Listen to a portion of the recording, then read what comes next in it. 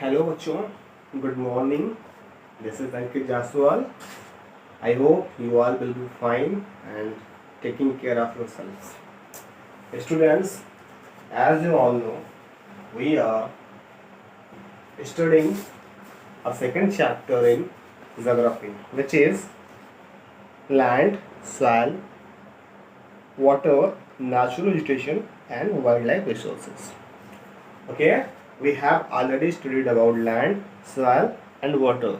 Today we will know about natural vegetation. बच्चों, हमने land, soil और वाटर टॉपिक को कवर कर लिया है. हम लोग आज natural vegetation and wild life resources से जुड़ी चीज़ों को समझेंगे. बच्चों, आपको पेज नंबर ओपन कर लेना है. सबसे पहले आपको यहाँ पे आना है बच्चों, पेज नंबर 17 पे. पेज नंबर 17 पे जब आप आएंगे तो आपको देखिए यहाँ पे natural vegetation and wild life देखने को मिलेगा. चलिए बच्चों, आज हम इस टॉपिक को स्टार्ट करते हैं और समझते हैं कि इसमें कौन कौन से ऐसे इंपॉर्टेंट पॉइंट्स हैं, ऐसे इंपॉर्टेंट फैक्ट्स हैं जो आपको जानने चाहिए और समझने चाहिए. चलिए बच्चों, ध्यान दीजिएगा. बच्चों, वीडियो को लास्ट तक जरूर देखिएगा ताकि बहुत सारे इंपॉर्टेंट पॉइंट्स जो मैं आपको समझाऊंगा वो आपको समझ में आ जाएंगे. स्टूडेंट्स, हमने लास्ट वीडियो में वाटर पढ़ा था, वाटर के बारे में पढ़ा था. स्टूडेंट्स, हमने लास्ट वीडियो में वाटर के बारे में पढ़ा था, जाना था. स्टूडेंट्स, आप मुझे एक बात बताइए, वाटर जब आप पढ़ रहे थे तो मैंने आपको बताया था कि वाटर जो होता है वो एक विटल रिन्यूएबल रिसोर्स है. यानी वाटर कैसा रिसोर्स है? रिन्यूएबल रिसोर्स, यानी इसको दोबारा से हम रिन्यू करके यूज कर सकते हैं. ठीक है. Water can not ever be destroyed not be created. ना ही इसको खत्म कर सकते हैं, ना ही इसको हम क्रिएट कर सकते हैं. ये क्या है? ये बच्चों सर्कुलेट यानी कि रिसाइकिल होता रहता है. ठीक है. रिसाइकिल होके ही हम इसका यूज करते रहते हैं.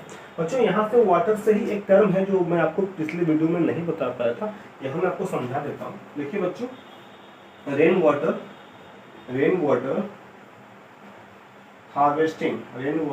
हार्वेस्टिंग सिस्टम, ये यहाँ से क्वेश्चन अक्सर पूछ दिया था, इसलिए मैंने सोचा कि आपको थोड़ा सा जानकारी दे दें इसके बारे में. देखिए बच्चों, रेन वाटर हार्वेस्टिंग सिस्टम एक सिस्टम होता है. सिस्टम कैसा होता है? यहाँ पे रेन वाटर को हार्वेस्ट करके बचाया जाता है. कैसे बच्चों हम लोग उसको बचाते हैं? देखिए, जो रेन होता है, जो बारिश का पानी होता है, जब वो ऊपर से आता है तो हम लोग रूफ टॉप का यूज करते हैं. किसका यूज करते हैं बच्चों?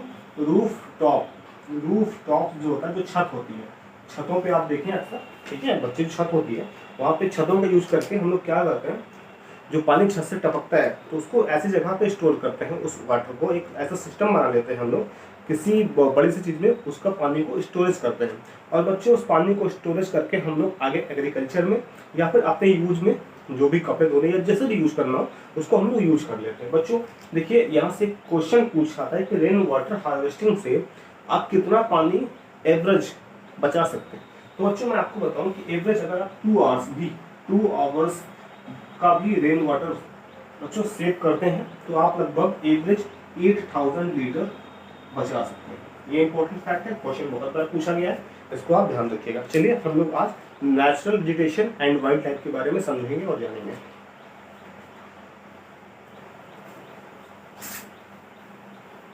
तो बच्चों, आज का जो हमारा टॉपिक है चैप्टर 2 का, वो क्या है? Natural vegetation and wild life.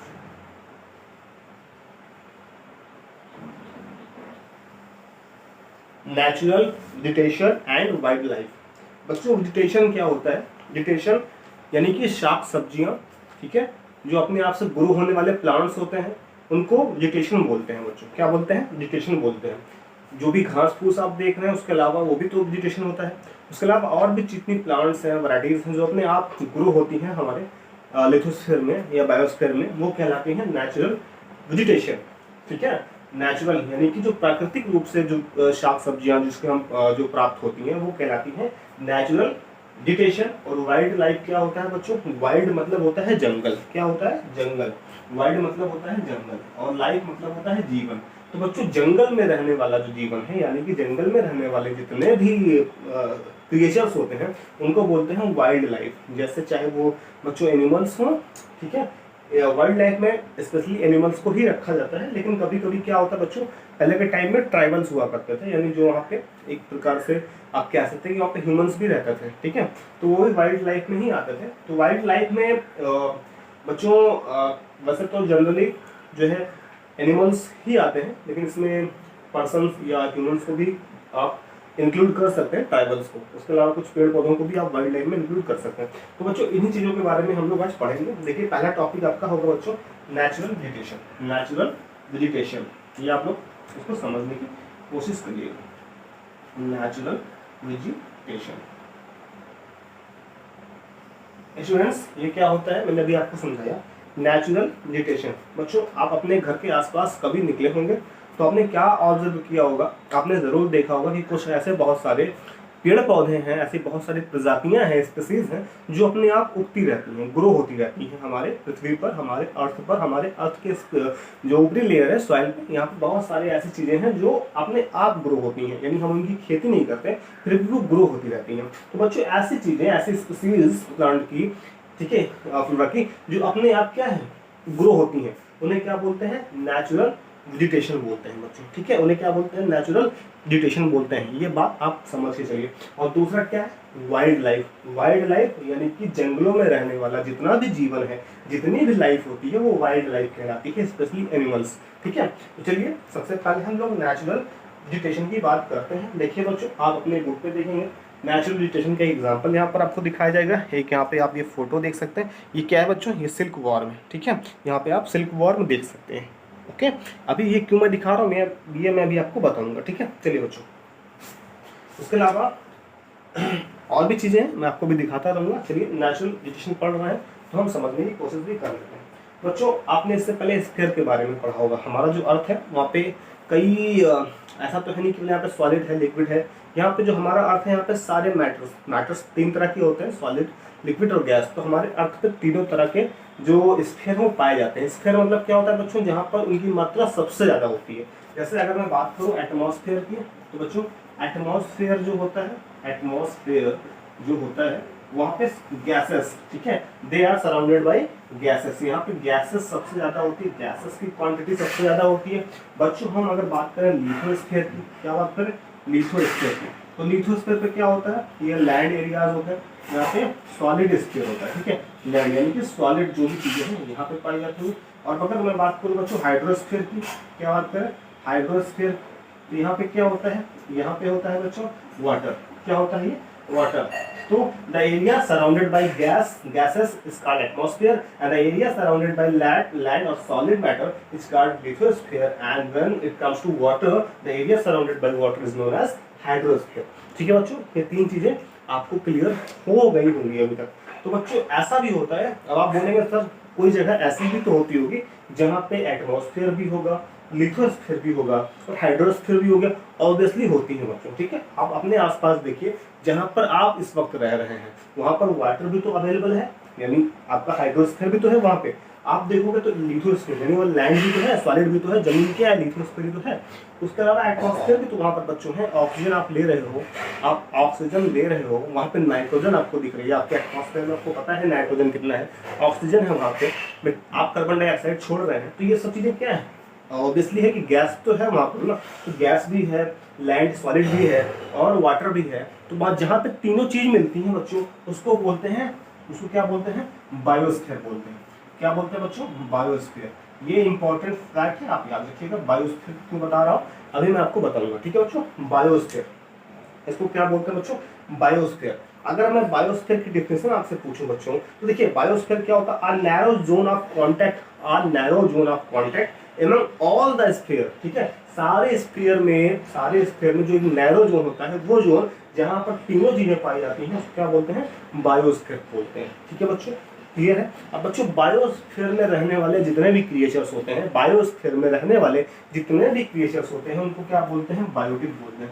क्या बोलते हैं, बायोटिक। क्रिएचर्स की बात कर रहा हूँ बच्चों, इनको बायोटिक स्फीयर बोलते हैं। यानी अब देखिए बायोस्फीयर में जितने भी हम लोग जीवित यानी लिविंग होते हैं वो बायोटिक ही कहलाते हैं, ठीक है। जैसे कि आप समझ सकते हैं कि पर्सन हो या एनिमल हो या आपके जो बच्चों नेचुरल वेजिटेशन हो, प्लांट्स हो, ट्रीज हो, ये सारे ही बायोटिक क्रिएचर है, ठीक है।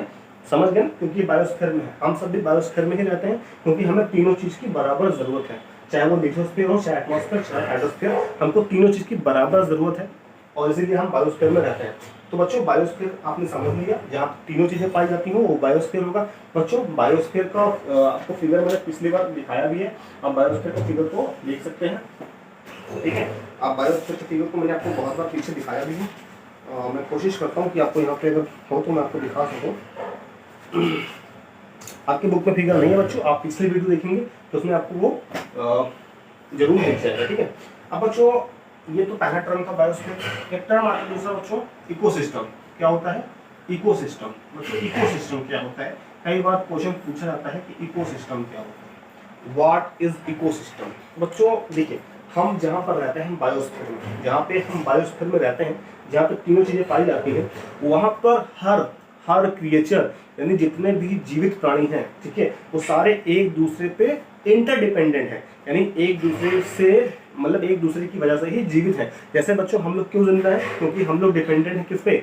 प्लांट्स पे। प्लांट्स क्यों सर्वाइव कर पाते हैं? Because they are dependent on us, वो हम पे डिपेंडेंट है, ठीक है। इस तरह से एक दूसरे से हम डिपेंडेंट है बच्चों, ठीक है।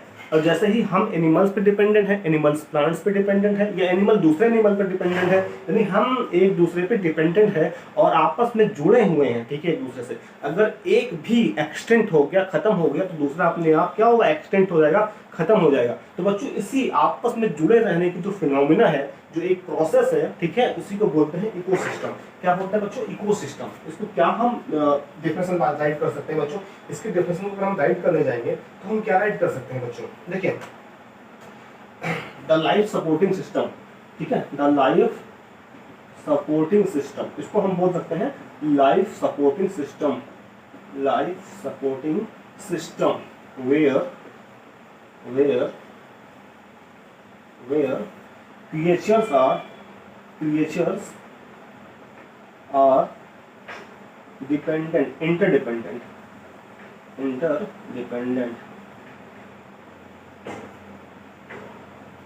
ठीक है बच्चों।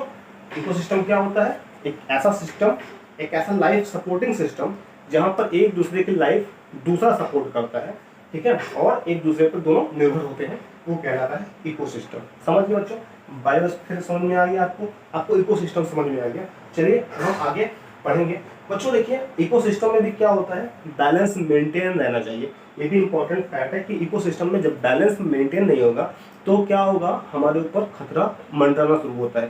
जैसे मान लीजिए, अगर यहाँ पे ट्रीज या प्लांट्स या फ्लोरा या फाना कुछ भी एक्सटिंक्ट होगा, एंडेंजर्ड होगा, तो उसका सीधा इम्पैक्ट पर्सन पे या ह्यूमन पे पड़ेगा। ये चीजें आपको समझ में आ गई होंगी। तो बैलेंस बनना चाहिए, यानी चाहे वो प्लांट्स हो, एनिमल्स हो, ह्यूमन बींग्स हो, आपस में बैलेंस बना के इकोसिस्टम में रखना है। Ecosystem is second name of balance, ठीक है। You have to maintain the balance, balance should be maintained, ठीक है। बैलेंस को मेंटेन करना जरूरी होता है इकोसिस्टम में। अगर बैलेंस मेंटेन नहीं होगा तो बच्चों लाइफ खतरे में आ जाएगी, चाहे वो हमारी हो या एनिमल्स की हो या फिर किसी भी प्लांट ट्रीज की हो, वेजिटेशन की हो, ठीक है। एक दूसरे पे इंटरडिपेंडेंट हम हैं, इसी वजह से इसको इकोसिस्टम भी कहते हैं। चलिए बच्चे, आगे हम लोग पढ़ने की कोशिश करते हैं।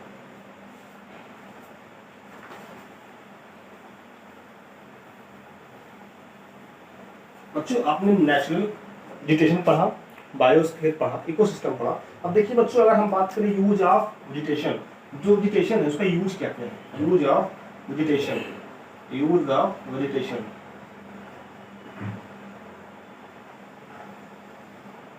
बच्चों इसका यूज क्या क्या होता है? वनस्पति से बोलते हैं, वनस्पति का प्रयोग क्या क्या होता है बच्चों? देखिए वेजिटेशन में प्लांट भी आता है, वेजिटेशन में क्या आता है बच्चों? प्लांट्स भी आते हैं, वेजिटेशन में ही आपके ट्रीज भी आते हैं बच्चों, वेजिटेशन में ही आपके ट्रीज भी आते हैं, उसमें ही आपके और भी छोटे छोटे बच्चों स्रब्स वगैरह भी उसमें ही आते हैं, ठीक है। स्रब्स वगैरह भी आप ले सकते हैं।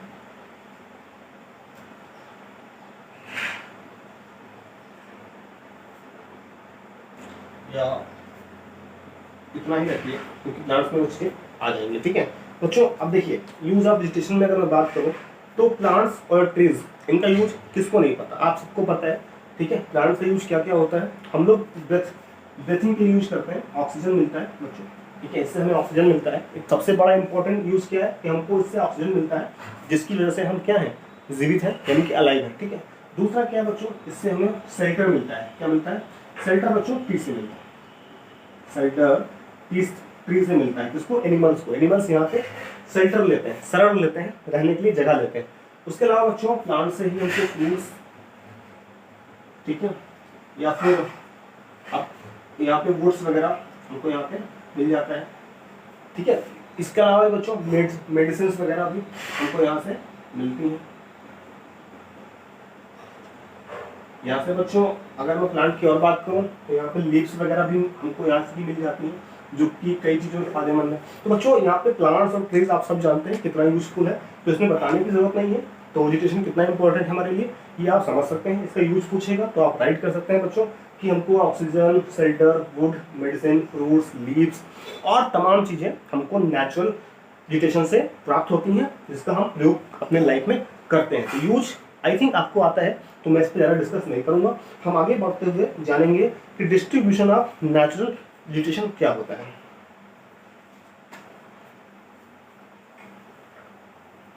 देखिए बच्चों, आगे टर्म आपका आएगा डिस्ट्रीब्यूशन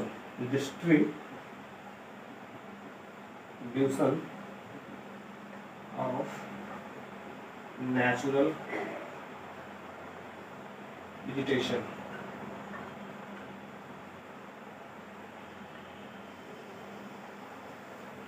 ये क्या होता है स्टूडेंट?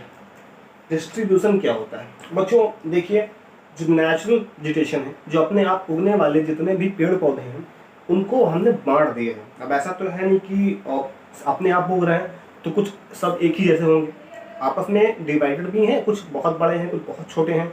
कुछ में बच्चों उनकी बनावट अलग है, उनका कंस्ट्रक्शन अलग है, ठीक है, उनका फिजिकल अपीयरेंस अलग है, तो उनका बच्चों उनके जो यूजर्स हैं उनके भी अलग हैं। तो उनको हमने उसके आधार पर डिवाइड कर दिया, उनको हमने डिस्ट्रीब्यूट कर दिया।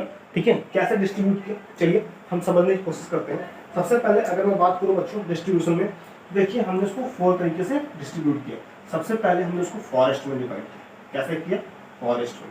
दूसरा बच्चों ग्रास लैंड हमने उसको बनाया। क्या बनाया? Grass land. बच्चों थर्ड आप जानेंगे, थर्ड में आपका आ जाएगा बच्चों स्क्रब्स। क्या आ जाएगा? स्क्रब्स। और बच्चों फोर्थ आता है आपका यहाँ पे टुंड्रा। ये इंपॉर्टेंट है, आपसे पूछे नेचुरल वेजिटेशन का डिस्ट्रीब्यूशन बताइए, तो 4 तरह से डिस्ट्रीब्यूट किया गया है। Forest, grassland, scrubs and tundra. You have to remember this point. ठीक है, आपको ये पॉइंट रिमेंबर करना है, याद कर लेना, ध्यान में रखना है। बच्चों अब हम इसके बारे में पढ़ने की कोशिश करते हैं। चलिए मैं आपको कुछ चीज़ें दिखा देता हूँ यहाँ पे ताकि आप समझ सकें। बच्चों यहाँ पे आप देखिए, यहाँ पे इन्होंने फॉरेस्ट, ये देखिए किसी बच्चे ने स्कूल का प्रोजेक्ट बनाया हुआ है फॉरेस्ट का, ये आप देख सकते हैं यहाँ पे ये फिगर। ठीक है, ये फिगर आप देख सकते हैं। बच्चों ये क्या करना है आपके लिए भी प्रोजेक्ट, आप ऐसे फॉरेस्ट के फिगर बना सकते हैं। ठीक है, ग्रास लैंड के, फॉरेस्ट के फिगर आप बना सकते हैं, मैं आपको बताता हूँ। और आप लोग उसको अपने प्रोजेक्ट फाइल में बना के इसके बारे में पॉइंट्स लिख सकते हैं, ये आपका प्रोजेक्ट रहेगा। ठीक है, ये आप करते रहिए स्टूडेंट्स। चलिए स्टूडेंट्स समझने की कोशिश करिए। देखिए बच्चों, जो फॉरेस्ट होता है वो नेचुरल वेजिटेशन में सबसे बड़ा होता है। ठीक है, फॉरेस्ट नेचुरल वेजिटेशन में सबसे बड़ी जगह होती है। कौन सी सबसे बड़ी जगह होती है? फॉरेस्ट होती है बच्चों। ठीक है, फॉरेस्ट क्यों होता है? क्योंकि यहाँ पे हर चीज बैलेंस्ड होती है। यहाँ पे हर चीज बैलेंस्ड होती है। हैबिटेट जो होता है बच्चों, हैबिटेट्स जो होता है वो क्या होता है बच्चों? किसी के रहने के लिए जो चीजें चाहिए होती है, जो इकोसिस्टम होता है वो यहाँ पे बिल्कुल मेंटेन होता है। फॉरेस्ट में हर चीज होता है, लेकिन सबसे बड़ा पॉइंट क्या है यहाँ पे बच्चों? वाटर अवेलेबिलिटी जो होती है, वाटर अवेलेबिलिटी जो होती है। ठीक है, वाटर अवेलेबिलिटी जो होती है,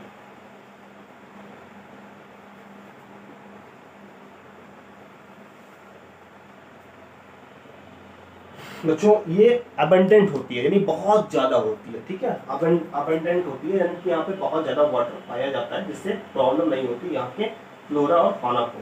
ठीक है, अब वाटर रहेगा तो ही चीज़ें बैलेंस रहेंगी। यहाँ पे बच्चों वाटर, एयर यानी इकोसिस्टम जो है, बायोस्फीयर जो है बहुत अच्छी तरह से मेंटेन होता है यहाँ पे फॉरेस्ट में। ठीक है, तो इसलिए फॉरेस्ट सबसे ज़्यादा होते हैं, सबसे बड़े होते हैं। बच्चों दूसरी बात करें ग्रासलैंड की, तो यहाँ पे वाटर उतना अवेलेबल नहीं होता, ठीक ठाक होता है, बहुत ज़्यादा नहीं होता। ठीक है बच्चों, यहाँ पे अब देखिए मैं आपको फॉरेस्ट और ग्रासलैंड में डिफरेंस दिखाता हूँ पिक्चर में। ये देखिए बच्चों, ये फोटो आप देखिए, यहाँ पे आप देख सकते हैं, यहाँ पे ऊपर जो एरिया है फॉरेस्ट है, बिल्कुल डेंस घना, और जो नीचे का जो एरिया आप देख रहे हैं वो ग्रासलैंड है। यानी यहाँ पे पानी की देखिए आप एबेंडेंट है, बहुत ज़्यादा पानी की क्वांटिटी, वाटर क्वांटिटी जो है बहुत ज़्यादा है, जबकि यहाँ ग्रासलैंड में थोड़ा सा आप ड्राई देखेंगे, क्योंकि यहाँ पे वाटर कम है बच्चों। और ये फॉरेस्ट घना होता है, बड़ा होता है, जबकि ग्रासलैंड थोड़ा सा हल्का सा कम बड़ा होता है, और ये थोड़े से सूखे भी होते हैं। तो एनिमल्स ज़्यादातर इसमें रहते हैं, और इसमें ही ज़्यादातर आपको नेचुरल वेजिटेशन मिलेगा ग्रासलैंड के मुकाबले। ठीक है, तो बस फ़र्क क्या होता है, यहाँ पे वाटर अवेलेबिलिटी कम होती है। ठीक है, वाटर अवेलेबिलिटी यहाँ पे ये चीज़ जो होती है बच्चों थोड़ा सा लेस होती है। ठीक है, ग्रासलैंड में थोड़ा सा कम होता है यहाँ पे फॉरेस्ट के मुकाबले। बच्चों स्क्रब्स क्या होता है, स्क्रब्स देखिए बच्चों, स्क्रब्स वो होता है जहाँ पे वाटर अवेलेबिलिटी बहुत कम होती है। ठीक है, ना के बराबर होती है, यहाँ पे वाटर अवेलेबिलिटी होती ही नहीं है। ठीक है, no water availability, no water availability, no water availability.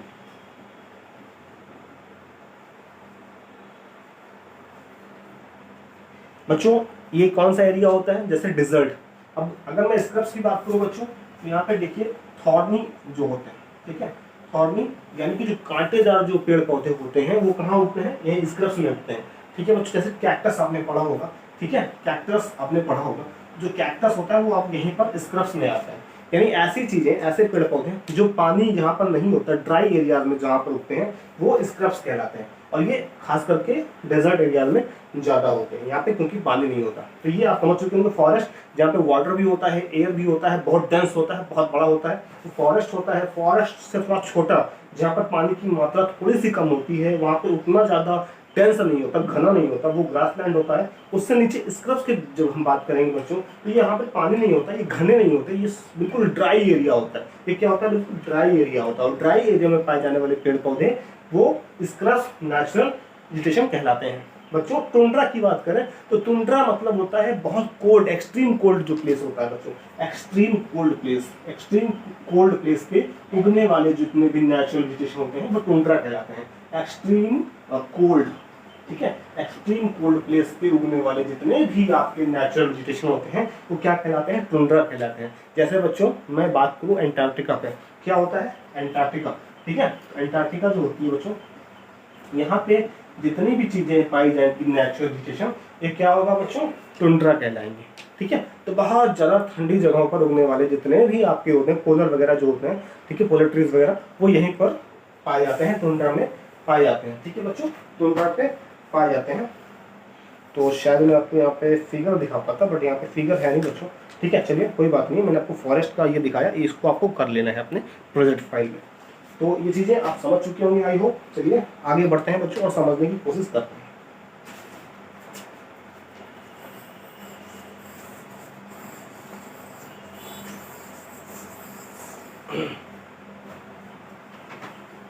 अब बच्चों आपने यूज ऑफ नेचुरल वेजिटेशन पढ़ लिया, आपने पढ़ लिया कि डिस्ट्रीब्यूशन ऑफ नेचुरल वेजिटेशन क्या होता है। बच्चों यूज ऑफ वाइल्ड लाइफ, ठीक है, यूज ऑफ वाइल्ड लाइफ का भी अक्सर क्वेश्चन पूछ देता है कि बच्चों वाइल्ड लाइफ का यूज क्या है, यूज ऑफ वाइल्ड लाइफ। बच्चों बताइए वाइल्ड लाइफ यानी जो जंगलों में निवास करने वाला जीवन होता है, वन्य जीवन जो होता है, उसके क्या प्रयोग है, उसका क्या फायदा है बच्चों, उसका क्या हम लोग यूज कर सकते हैं। तो देखिए बच्चों बहुत सारी यूजेज हैं। अगर मैं वाइल्ड लाइफ की बात करूँ, जो एनिमल्स होते हैं वो हमारे लिए कितने फायदेमंद हैं बच्चों, उनसे हमें क्या क्या नहीं मिलता। ठीक है, देखिए जैसे कि अगर मैं बात करूँ, चलिए मैं आपको फोटो दिखाता हूँ कि वाइल्ड लाइफ का यूज क्या क्या हो सकता है बच्चों। देखिए सबसे पहले हम बात करेंगे यहाँ पे, आप इसके देखिए सिल्क वार्म, इससे हमें क्या मिलता है बच्चों, सिल्क मिलता है। तो सिल्क मिलता है, तो ये भी तो आपका बच्चों वाइल्ड लाइफ है। ठीक है, जंगलों में रहने वाला एक, या कह लीजिए आप, जो एक तरीके से पाया जाता है नेचुरल। ठीक है, तो इससे क्या होता है, हमको सिल्क मिलता है। और भी क्या फ़ायदे हैं वाइल्ड लाइफ के, चलिए मैं आपको फोटो से दिखाता हूँ। उसके अलावा आप देख सकते हैं बच्चों यहाँ पे आप देखिए, ये देखिए बच्चों, आप यहाँ पे ब्लैक बक की जो ये बच्चों यहाँ पे आप देख रहे हैं, ये जो आपका उसका सींग होता है, ये काफ़ी यूजफुल होता है, मेडिकल वगैरह में यूज में आता है। इसके अलावा बहुत सारी चीज़ें हम यूज में लेते हैं, जैसे कि बच्चों शीप। ठीक है, शीप आप जानते हैं, उसका वूल जो होता है, ऊन कितना फायदेमंद होता है। ऐसा बहुत सारे एनिमल है जिनकी चीज़ों को हम लोग यूज में लेकर आते हैं बच्चों, चाहे वो मेडिकल एरिया में हो, उसके अलावा चाहे बच्चों किसी भी हमारे पहनावे के लिए हो, ठीक है। अब उसके अलावा बच्चों और भी चीज़ें हैं, जैसे हमारे खाने पीने के लिए बहुत लोग मीट का यूज करते हैं, ठीक है। जैसे कि सबसे पहले आप मीट हो गया, बहुत लोग मीट का यूज करते हैं बच्चों। उसके अलावा मिल्क वहाँ से मिलता है, डेयरी प्रोडक्ट। उसके अलावा बच्चों आप लोग मेडिसिन भी हम लोग जो है लेते हैं, इनसे बहुत सारे एनिमल से मेडिसिन भी लेते हैं। उसके अलावा भी बच्चों बहुत सारी चीज़ें हैं जो हमको मिलती हैं, ठीक है। तो यहाँ पे यूज ऑफ वाइल्ड लाइफ का भी बहुत ज़्यादा यूज है, जानवरों का भी हम लोग बहुत ज़्यादा यूज करते हैं, आप समझ चुके हैं। तो आप जानते हैं, आपने समझ लिया कि नेचुरल वेजिटेशन और वाइल्ड लाइफ का यूज कितना इंपॉर्टेंट है। चलिए बच्चों हम आगे पढ़ेंगे। ये तो हमने जान लिया कि यूज क्या क्या है, कैसे डिस्ट्रीब्यूट कर दिया। अब बच्चों सबसे बड़ा क्वेश्चन आता है, क्या ये हमेशा सर्वाइव करते रहेंगे, क्या हमेशा के लिए होंगे? तो बच्चों एक बहुत ही सैड न्यूज आपके लिए है कि नहीं, ये सारे बहुत तेजी से घटते चले जा रहे हैं, डिक्लाइन होते चले जा रहे हैं, कम होते जा रहे हैं। जितने भी फॉरेस्ट एरियाज हैं, चाहे फॉरेस्ट हो, ग्रासलैंड हो या वाइल्ड लाइफ हो, फ्लोरा फौना, ये बहुत तेजी से बच्चों कम हो रहे हैं, घटते जा रहे हैं, डिक्लाइन होते जा रहे हैं। इनके नंबर्स जो है लगातार डिक्लाइन हो रहे हैं। क्यों बच्चों, क्यों ऐसा हो रहा है? चलिए हम पढ़ लेते हैं कि इनके पीछे का रीजन क्या है, ठीक है। रीजन ऑफ डिक्लाइन, देखिए बच्चों जो रीजन, चलिए सबसे पहले हम लोग नेक्स्ट टॉपिक पढ़ेंगे, कंजर्वेशन।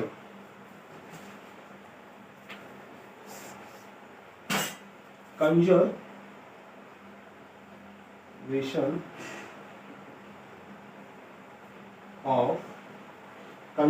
ऑफ natural vegetation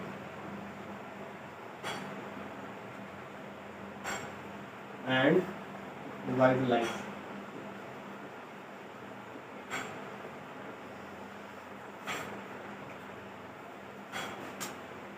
बच्चों देखिए एक चीज मैं आपको बता दूं, जो आपका वाइल्ड लाइफ है उसको भी तीन तरह से हम लोगों ने उसके स्पीसीज को डिवाइड कर दिया है। कैसे? देखिए सबसे पहले जो वाइल्ड लाइफ है बच्चों, एक होता है आपका रेयर स्पीसीज। क्या होता है? सबसे पहले होता है बच्चों नॉर्मल, ठीक है, या फिर एक्टिव स्पीसीज। तो बच्चों वाइल्ड लाइफ की बात कर रहा हूँ, किसकी बात कर रहा हूँ? वाइल्ड लाइफ की। यहाँ पर मैं लिख देता हूँ, ये वाइल्ड लाइफ की मैं बात कर रहा हूँ, वाइल्ड लाइफ। अब बच्चों दूसरे होते हैं रेयर स्पीसीज।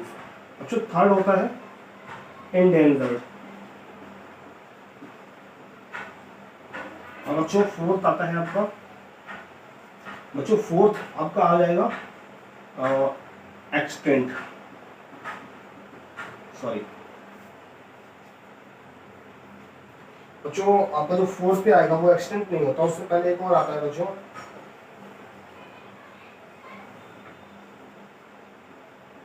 वल्नरेबल, ठीक है, वल्नरेबल, ठीक है बच्चों। ये क्या होता है ये भी मैं बताऊंगा। और फिफ्थ में आपका आ जाएगा बच्चों एक्सटिंक्ट। ये 5 स्पीसीज में हमने डिवाइड कर दिया है वाइल्ड लाइफ को। क्या क्या होता है बच्चों? नॉर्मल, एक्टिव, ऐसे स्पीसीज जो बहुत ज्यादा पाए जाते हैं, नॉर्मल है। बच्चों रेयर स्पीसीज, ऐसे स्पीसीज जो बहुत कम देखने को मिलते हैं, इन एक्टिव से थोड़े कम है, ठीक है, बहुत कभी कभी देखने को मिलते हैं। बच्चों इंडेंजर्ड स्पीसीज, ऐसे स्पीसीज जो खतरे के निशान पे हैं, यानी अब बहुत कम बचे हुए हैं, यानी आने वाले समय में ये क्या होंगे, लुप्त हो जाएंगे बच्चों। उसके बाद आते हैं बच्चों वल्नरेबल। ये क्या होता है? वल्नरेबल क्या होता है बच्चों? वल्नरेबल ऐसे स्पीसीज होते हैं जो शायद ही अब एक्सटिंक्ट हो चुके हैं, पूरी तरह से एक्सटिंक्ट हो चुके हैं, लेकिन ये एक या दो कभी कभी दिखाई पड़ जाते हैं, ठीक है, पूरी तरह से एक्सटिंक्ट नहीं हुए हैं, ये एक या दो दिखाई पड़ जाते हैं कभी कभी अचानक से, वो होते हैं वल्नरेबल। और बच्चों लास्ट में आते हैं एक्सटिंक्ट, जो बिल्कुल खत्म हो चुके हैं, इनकी कोई भी स्पीसीज अब बिल्कुल नहीं बची हुई है, तो वो होते हैं एक्सटिंक्ट। बच्चों सबसे बड़ा सवाल आता है, ये जो हम लोग यहाँ पे देख रहे हैं इंडेंजर्ड, वल्नरेबल और एक्सटिंक्ट, ऐसा क्यों हो रहा है? ऐसा क्यों हो रहा है? क्यों ये स्पीसीज कम होती जा रही हैं? एक टाइम पे बच्चों आपने डायनासोर के बारे में पढ़ा होगा, ये बहुत ज्यादा हमारे अर्थ में पाए जाते थे, आज वो एक्सटिंक्ट हो चुके हैं, ठीक है। ऐसे में वल्नरेबल और इंडेंजर्ड स्पीसीज की बात करें, जैसे कि बच्चों टाइगर क्या है? इंडेंजर्ड स्पीसीज में है। उसके अलावा बच्चों राइनोसोरस क्या है? इंडेंजर्ड स्पीसीज है। घड़ियाल क्या है बच्चों? इंडेंजर्ड स्पीसीज है। ये सारे क्या है? खतरे में है। उसके अलावा बच्चों वल्नरेबल में ब्लैक बग, ठीक है, ये सारी चीजें क्या है? बहुत ज़्यादा खतरे में है। देखिए बच्चों, यहाँ पे आप ब्लैक बग की पिक्चर देख सकते हैं। ये ब्लैक बग ये क्या है, ये वनरेबल है, यानी कि बहुत ज़्यादा खतरे में है। ये शायद अब दिखता नहीं है, एक या दो दिखता है बच्चों, ठीक है। बहुत ज़्यादा ये खत्म होने की कगार पे है बच्चों। उसके साथ ही आप यहाँ पे देख सकते हैं, ये देखिए ब्लू किंग फिशर, ये भी बहुत एंडेंजर्ड स्पीसीज है। ये कभी कभार ही दिखता है बच्चों हमको, ठीक है। उसके अलावा अब देखिए बच्चों, पाइथन फॉरेस्ट में, ये भी इंडेंजर्ड स्पीसीज में है। ये सारे क्या है बच्चों, एंडेंजर्ड स्पीसीज हैं। अब होता क्या है बच्चों, कि इनको बचाने के लिए हमें कुछ करना पड़ेगा। अब आपको मैंने इनके यूज़ बता दिए बच्चों, ये सारे बहुत ही यूज़ में आते हैं, ठीक है। आपके लिए चाहे देखिए, अब जैसे कि अगर मैं बात करूँ, कुछ ऐसे भी वाइल्ड लाइफ हैं, स्पीसीज हैं जो हमारे किस तरह से यूज में आ सकते हैं, मैंने आपको पीछे बताया, लेकिन यहाँ पर मैं आपको एक समरी बताता हूँ। जैसे देखिए कुछ होता है, जैसे कि मैं बच्चों वुल्फ की बात करूँ, सॉरी वुल्फ की बात नहीं करेंगे बच्चों, यहाँ पे हम आगे पढ़ेंगे अभी।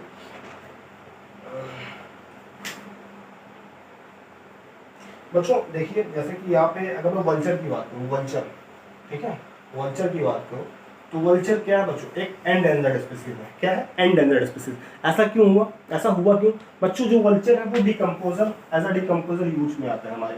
क्या होता है, एज अ डिकम्पोजर हमारे यूज में आता है, यानी कि ये क्या करता है, ये जो हमारे एनवायरनमेंट में जितनी भी चीज़ें हैं बच्चों, जो क्या है हमारे एनवायरनमेंट को क्या कर रही हैं, पॉल्यूट कर रही हैं, चाहे कीड़े मकोड़े हों या डेड बॉडीज हों, उनको क्या करता था वल्चर, खा के खत्म कर देता था। यानी नेचुरल क्लीनर था ये साफ करता था। लेकिन इसको क्या क्या ह्यूमन बीइंग ने मारना शुरू कर दिया, ठीक है, अपने यूज के लिए वल्चर को, और वल्चर धीरे धीरे खत्म होते चले गए, क्योंकि उनको हमारा उनका एनवायरनमेंट नहीं मिल पाया, उनको उनका इकोसिस्टम नहीं मिल पाया, जिसकी वजह से ये क्या हो गए, इंडेंजर्ड में आ चुके हैं बच्चों। इसके अलावा भी बहुत सारे ऐसे ही बच्चों हमारे पास स्कैवेंजर हैं या डिकम्पोजर हैं, जैसे छोटे छोटे इंसेक्ट जो होते हैं बच्चों, वो भी वाइल्ड लाइफ में आते हैं, वो भी डिकम्पोजर होते हैं, यानी हमारे आसपास की जितनी भी गंदगी है उसको साफ कर रहे होते हैं बच्चों। इसी तरह से स्नेक्स जो होते हैं वो भी हमारे क्या है, एनवायरनमेंट फ्रेंड है, ठीक है। स्नेक्स हैं, इंसेक्ट हैं, ये सारे क्या है, हमारे एनवायरनमेंट फ्रेंड होते हैं। क्यों, क्योंकि बच्चे ये सारे क्या करते हैं, एनवायरनमेंट में जितनी भी गंदगी फैली हुई है उनको साफ करने का काम कौन करते हैं, ये डिकम्पोजर्स या स्कैवेंजर्स करते हैं, ये आप सब जानते हैं। तो अगर आपसे यूज पूछ ले कि कभी वाइल्ड लाइफ का और भी क्या क्या यूज है, तो आप बता सकते हैं कि कुछ डिकम्पोजर्स, कुछ स्कैवेंजर्स होते हैं, या कुछ एनवायरनमेंट फ्रेंड होते हैं हमारे, जो हमारे एनवायरनमेंट में फैला हुआ जो पोल्यूशन है, यानी ये कह सकते हैं जो जहर है, एक तरीके से पॉइजन है, उसको दूर करने का काम करते हैं नेचुरल क्लीनर के तौर पर, ठीक है। तो ये एक और भी यूज है जो आप समझ चुके होंगे। अब बच्चों हम बात कर रहे थे कि ऐसा क्यों हुआ, इंडेंजर्ड क्यों हुआ, वल्नरेबल क्यों हुआ, एक्सटिंक्ट क्यों हुआ, क्योंकि इनको ह्यूमन ने अपने यूज के लिए क्या किया, डिस्ट्रॉय करना शुरू कर दिया, इनका डिस्ट्रक्शन शुरू कर दिया हमने अपने यूज के लिए,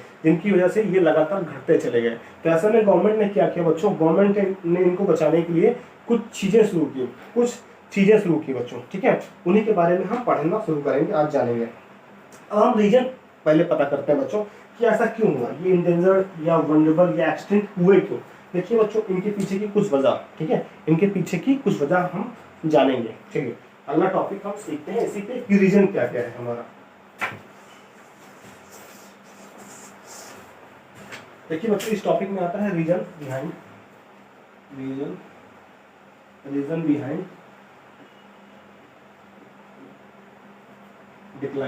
डिफाइनेशन ऑफ स्पीसीज।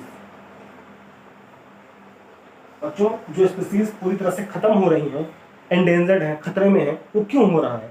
देखो बच्चों, सबसे बड़ा उसके पीछे जो सबसे बड़ी वजह होती है बच्चों, वो होता है डिफॉरेस्टेशन। क्या है, डिफॉरेस्टेशन। एक एक करके मैं बताता हूँ, आप इसको ध्यान दीजिएगा, मैं अभी एक्सप्लेन कर दूंगा आपको। डिफॉरेस्टेशन है बच्चों। दूसरा है बच्चों कंस्ट्रक्शन।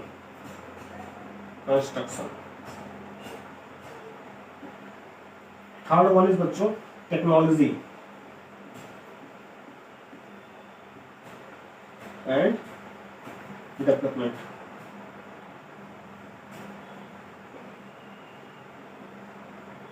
बच्चों फोर्थ है हंटिंग। उसके अलावा बच्चों और भी क्या क्या है, सॉइल इरोजन,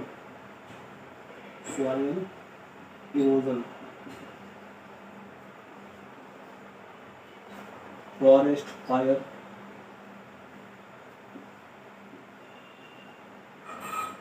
बच्चों नेचुरल डिजास्टर,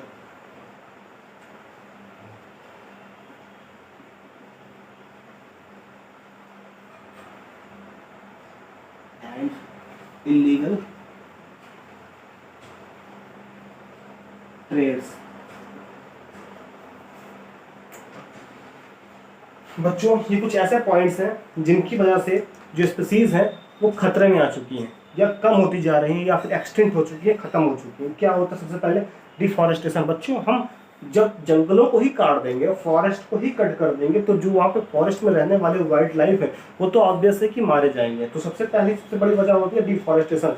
जंगलों को काट कर वहाँ पे जो रोड बनाए जाते हैं, बिल्डिंग खड़ी की जाती है, इंडस्ट्रीज बनाए जाते हैं, बच्चों उसको रोकना होगा हमें, ठीक है, उसको रोकना होगा, ठीक है। या फिर हमें कुछ ऐसा करना होगा कि अगर वहाँ पर हम डिफॉरेस्टेशन कर रहे हैं तो किसी दूसरी जगह पे अफॉरेस्टेशन करें, यानी जंगलों को काट कर कहीं और जंगल बना दें ताकि जो हमारे स्पीसीज हैं वो खत्म ना होने पाए। दूसरा बच्चों क्या होता है? कंस्ट्रक्शन। बच्चों कंस्ट्रक्शन का काम होता है, टावर लग गया या फिर उसके अलावा बच्चों बिल्डिंग्स, इंडस्ट्रीज, इन सब का मैन्युफैक्चर जो होता है बच्चों, मैन्युफैक्चरेशन, ये भी एक बहुत बड़ी वजह है, ठीक है। क्यों? क्योंकि कंस्ट्रक्शन की वजह से ही जो है लगातार डिक्लाइन हो रहे हैं, खत्म होती जा रही है स्पीसीज। उसके अलावा बच्चों टेक्नोलॉजी एक बहुत बड़ा एक फैक्टर है बच्चों, यानी जो स्पीसीज है जो खत्म हो रही है, धीरे धीरे खतरे में है। टेक्नोलॉजी जैसे जैसे बढ़ती जा रही है बच्चों, वैसे वैसे हम क्या कर रहे हैं, डेवलप होते जा रहे हैं। लेकिन साथ में जो हमारी बर्ड्स हैं, देखिए बच्चों, जैसे रेडिएशन होता है टावर का, उससे बर्ड को बहुत नुकसान पहुंचता है। तो बर्ड की बहुत सारी लाखों स्पीसीज इसी वजह से मारी गई हैं टेक्नोलॉजी की वजह से। तो आपके इंडस्ट्री से, फैक्ट्री से निकलने वाले जो बच्चों गैसेस होती हैं वो भी बहुत हार्मफुल होती हैं, जो कि फॉरेस्ट एरिया में जाकर मिलती हैं, जिसकी वजह से लगातार जानवर कम होते जा रहे हैं। उसके अलावा बच्चों हंटिंग, यानी शिकार करना, शिकार खेलना भी बहुत खराब चीज़ है, जिसकी वजह से भी लगातार बहुत सारे एनिमल खत्म होते जा रहे हैं। उसके अलावा बच्चों सॉइल इरोजन यानी जहाँ पे मिट्टी होती है बच्चों, जिस जगह पे इकोसिस्टम पे वो जानवर रह पाते हैं वहाँ से वो मिट्टी हट के दूसरी जगह चली जाती है। सॉइल इरोजन एक टॉपिक है जो मैं आपको आगे पढ़ाऊंगा, और इसी वजह से वो जो मिट्टी होती है जहाँ पे वो रह पाते हैं, अगर वो उनका घर ही नहीं रह पाएगा, शेल्टर ही नहीं रह पाएगा, तो वो वहाँ पे कैसे रह पाएंगे? तो ये भी एक फैक्टर है। दूसरा बच्चों फॉरेस्ट फायर, जंगल में आग लग जाती है। जैसे बच्चों अभी आपने कुछ दिन पहले देखा था अमेज़न फॉरेस्ट में आग लग गई थी, तो वो आग लगने से भी बहुत सारे एनिमल स्पीसीज लगभग मार दिए जाते हैं। बच्चों अगला है नेचुरल डिजास्टर। बच्चों अक्सर सुनामी या लैंडस्लाइड फॉरेस्ट में हो जाता है, जिसकी वजह से भी बहुत सारे एनिमल्स मारे जाते हैं। और बच्चों लास्ट में है सबसे इंपॉर्टेंट इलीगल ट्रेड्स। बच्चों ये क्या होता है? इलीगल ट्रेड मतलब होता है इनका व्यापार होता है। जैसे बच्चों व्यापार में भी कौन कौन से ऐसे जानवर हैं जिनका व्यापार होता है? जैसे बच्चों देखिए एलिफेंट की बात करें तो एलिफेंट के जो टीथ होते हैं, ठीक है बच्चों, एलिफेंट का जो टीथ होता है बच्चों, ये लगातार क्या हो रहा है, इसको व्यापार, इसका जो है बच्चों ट्रेड होता है, इसका व्यापार शुरू हो गया है, जिसकी वजह से ये लगातार एक्सटेंड होकर चले जा रहे हैं या फिर एंडेंजर्ड है, ठीक है। इसी तरह से बच्चों टाइगर का जो स्किन होता है बच्चों, स्किन, इसका भी क्या होता है? ट्रेड होता है, इलीगल ट्रेड होता है, गलत तरीके से। तो ट्रेड करने के लिए भी इनको हमेशा किल कर देते हैं, मर्डर कर दिया जाता है, इनको मार दिया जाता है। ऐसा ही नहीं बच्चों, ऐसे बहुत सारे एनिमल्स हैं जिनके साथ ऐसा किया जाता है। जैसे कि बच्चों फेदर यानी पंख भी उनके बहुत सारे ऐसे वल्चर वगैरह हैं या पिकॉक है, इनका पंख हम लोग निकालने के लिए इनको क्या करते हैं? किल कर देते हैं। इसकी वजह से भी इनके स्पीसीज कम होते जा रहे हैं। बच्चों अब गवर्नमेंट ने इस पर क्या एक्शन लिया है वो हमारा लास्ट टॉपिक होगा, उसके बाद इस चैप्टर को ओवर कर देंगे हम बच्चों, ठीक है। तो आप समझ चुके होंगे कि क्यों कम होते जा रहे हैं, इनके पीछे की क्या वजह है और हमारे स्टेप क्या क्या है, गवर्नमेंट के स्टेप क्या क्या है। चलिए उसको पढ़ लेते हैं।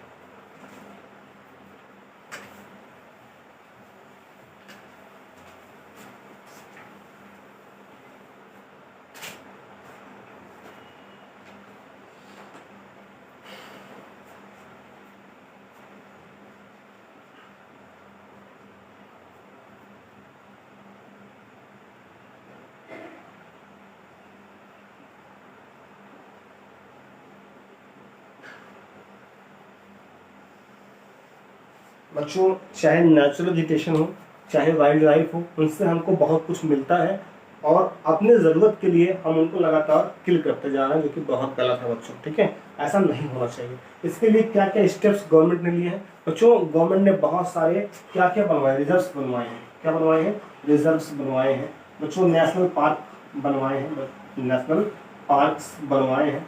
उसके अलावा उन्होंने बहुत सारे बच्चों सेंचुरीज बनवाई है।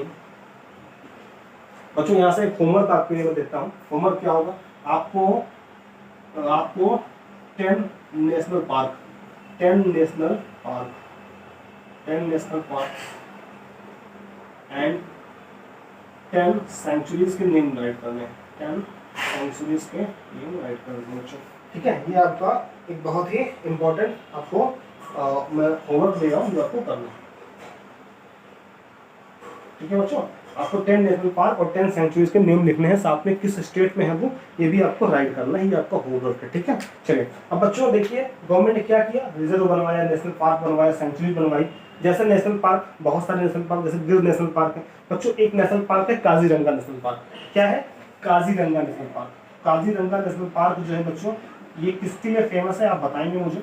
काजीरंगा नेशनल पार्क ये किसके लिए फेमस है, ये आपका क्वेश्चन नंबर 2 है। काजीरंगा नेशनल पार्क किस चीज के लिए फेमस है, ये आपका क्वेश्चन नंबर 2 है और आपको ये आंसर करना है कमेंट में। 2 क्वेश्चन दिए हैं, 2।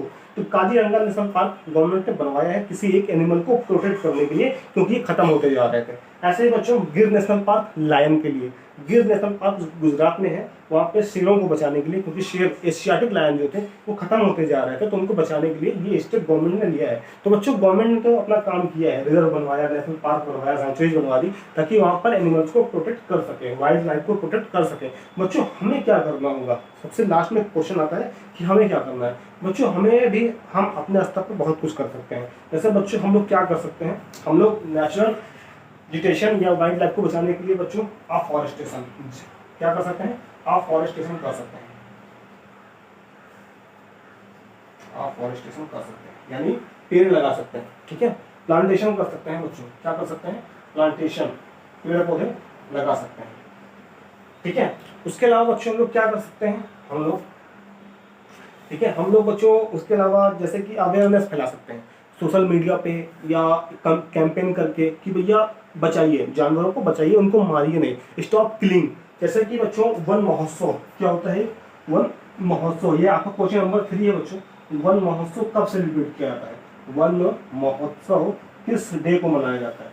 तो बच्चों ये भी आपको होमवर्क नंबर 3 है, इसका आंसर कीजिएगा। बच्चों वन महोत्सव जैसे फेस्टिवल मनाया जाए जहाँ पे लोगों को अवेयर किया जाए। बच्चों स्कूल में कैंपेन करना, स्कूल में सिखा देना, ये भी एक बहुत इंपॉर्टेंट फैक्टर है, बच्चों को इसके लिए अवेयर किया जाए। ठीक है, और बच्चे भी दूसरों को अवेयर करें कि भैया हमको उनको किल नहीं करना है, उनको मारना नहीं है बेवजह। हम लोग क्या करते हैं, आपके आसपास भी कोई किसी भी स्पीसीज को मारते हुए दिखे, या उसको जैसे मान लीजिए डॉग्स हैं, कैट्स हैं, या छोटे भी कोई स्पीसीज हैं, तो उनको आप मारिए नहीं। ठीक है, उनको आप मारिए नहीं, उनको आप जो भी हो सके आप अपनी तरफ से कीजिए। ये अवेयरनेस आपको फैलाना है। ठीक है, क्योंकि वो हमारे फ्रेंड हैं, तो ये अवेयरनेस आपके अंदर ये आपको दिखाना है। उसके अलावा बच्चों सोशल अवेयरनेस तो हो गई, उसके अलावा दूसरे फेस्टिवल मनाए जाए, लोगों को अवेयर किया जाए, ये चीज़ें जो है वो हम कर सकते हैं। अगर आपसे क्वेश्चन पूछे बच्चों एग्जाम में कि what should we do and what can we do, ठीक है, हमें क्या क्या स्टेप लेने चाहिए, what steps can be taken by us to protect the wildlife और नेचुरल वेजिटेशन, यानी हमारे द्वारा क्या स्टेप्स लिए जा सकते हैं इनको बचाने के लिए। तो आप बता सकते हैं बच्चों की सोशल अवेयरनेस फैलाई जाए। ठीक है, वन महोत्सव जैसे और दूसरे फेस्टिवल्स भी मनाए जाएं। उसके अलावा बच्चों क्या कर सकते हैं, हम लोग अफॉरेस्टेशन, पेड़ लगा सकते हैं। ठीक है, लोगों को अवेयर कर सकते हैं, रोक सकते हैं ऐसा करने के लिए। तो ये सारी चीज़ें हैं जो हम खुद से कर सकते हैं। बच्चों आजकल लास्ट टॉपिक एक बुक पढ़ेंगे और फिर चैप्टर आपका ओवर हो जाएगा। मैंने आपको 3 होमवर्क दिए हैं, वो 3 होमवर्क करने हैं अभी, और भी मैं 2 होमवर्क आपको लास्ट में बताऊँगा।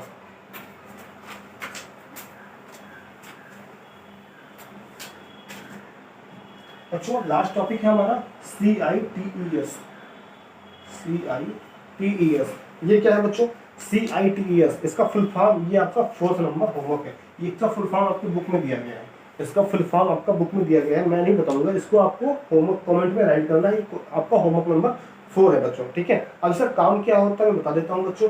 जो इलीगल ट्रेड हो रहा है, जो गलत तरीके से व्यापार होता है जानवरों को, उनको चाहे उनकी सींग बेच दी जाए, उनका हॉर्न, या फिर उनके स्किन, या फिर उनके बच्चों जो है टीथ, या फिर और भी चीज़ें जो उनको इलीगल जो तरीके से व्यापार किया जाता है, ट्रेड किया जाता है, उनको रोकने के लिए संस्था, ये ऑर्गेनाइजेशन काम करती है। ठीक है, और इनके मुताबिक ये डेटा आप लोग नोट कर लीजिएगा बच्चों। इनके मुताबिक उन्होंने 5000, ठीक है, 5000 एनिमल्स की स्पीसीज और बच्चों 28,000 प्लांट्स की स्पीसीज को इन्होंने अभी तक बचाया है। ठीक है, क्या किया है, सेव किया है। CITES इसका फुल फॉर्म आपको राइट करना है, ये 4th आपका होमवर्क है। ठीक है बच्चों, 5000 एनिमल्स और 28,000 प्लांट्स को उन्होंने इलीगल ट्रेड से बचाया है, व्यापार करने से बचाया है। बच्चों लास्ट एंड 5th होमवर्क आपका जो मैं दे रहा हूँ वो ये है कि आपको ये फिगर आपको पेस्ट करने हैं। ठीक है, जितने भी फिगर आपको यहाँ पर दिए गए हैं ये सारे फिगर आपको अपने कॉपी में फिर कॉपी में ड्रा कर लेने हैं और इन पे कम से कम 10 पॉइंट्स आपको राइट कर लेने हैं। ठीक है, 10 पॉइंट्स आपको राइट कर लेने हैं, ये चाहे जितने भी फिगर आपको दिखाई पड़ रहे हैं। ठीक है बच्चों, ये आपका लास्ट का होमवर्क था, ये चैप्टर यहीं पर फिनिश हो जाता है। अगर आपको कोई डाउट है, कुछ पूछना है, कुछ जानना है तो आप लोग कमेंट करके बताइएगा, मैं आपके लिए ऑनलाइन लाइव क्लास भी ऑर्गेनाइज करवा देंगे। ठीक है, उसके अलावा भी कोई जानकारी आपको चाहिए तो आप व्हाट्सएप पे मुझसे पूछ सकते हैं। होमवर्क आपका बच्चों, होमवर्क आपका 4 o'clock से पहले मुझे मिल जाना चाहिए। ठीक है, आपका होमवर्क बच्चों must be submitted before 4 o'clock, 4 बजे से पहले आपका होमवर्क मेरे पास आ जाना चाहिए। Okay students, that is it for today, have a good day है, थैंक यू सो मच।